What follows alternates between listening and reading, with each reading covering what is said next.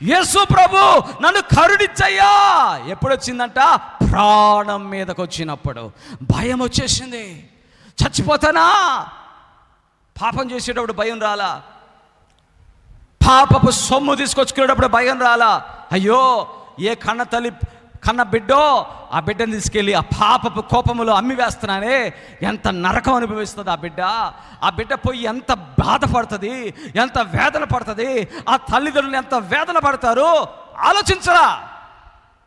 ఎటు సస్తే నాకేందులే, ఎవరేమైపోతే నాకేందులే, నాకు డబ్బు వచ్చిందా రాలేదా, నా చేతుల్లో డబ్బు పడిందా లేదా, నేను ఈ డబ్బు తీసుకెళ్ళి తాగానా, సుఖ సౌఖ్యములతో లేదా సౌభాగ్యములతో లేదా భోగ భాగ్యాలతో నేను ఉన్నానా అనుకున్నాడు. కానీ చెప్పండి దేవుని బిడ్డలారా, ఎప్పుడు కూడా పశ్చాత్తాపపడలా. ఎప్పుడు పడ్డాడు తెలుసా? తన మీదకి ప్రాణ భయం వచ్చింది, మరణాన్ని అంచులోకి వెళ్ళిపోతున్నాడు. ప్రార్థన చేశాడు. ప్రార్థన చేయగానే అలా మునిగిపోతున్నటువంటి పడవ తిరిగి అలా నిలబడిందంట. దేవునికి స్తోత్రం చెప్పండి. హల్లెలూయా, హల్లెలూయా. వెంటనే మోకాళ్ళు లేచాడంట.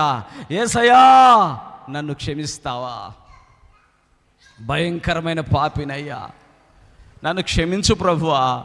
నా జీవితం అంతా నేను పాపముతో జీవించానయ్యా, నా బ్రతుకులో క్షమాపణ ఉందా అని ప్రార్థన చేస్తుంటే ప్రభు అన్నాడంట, నేను నిన్ను క్షమిస్తున్నాను, ఇక నువ్వు పాపము చెయ్యగాకు. గట్టిగా చప్పట కొట్టండి, గట్టిగా దేవునికి స్తోత్రం. నేను నిన్ను క్షమిస్తున్నాను, ఇక పాపము చేయగాకు. ఇప్పుడు నీకున్న పని ఏంటో తెలుసా?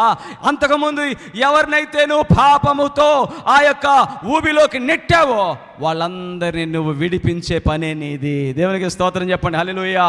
ఆ పాపపు ఊబిలో, ఆ పాపపు నరకములో పడి బానిసలుగా ఉన్న వారిని విడిపించడానికి నువ్వు సిద్ధపడాలి, నువ్వు ప్రార్థన చేయాలి. ఇక నీ పని అదే. దేవునికి స్తోత్రం.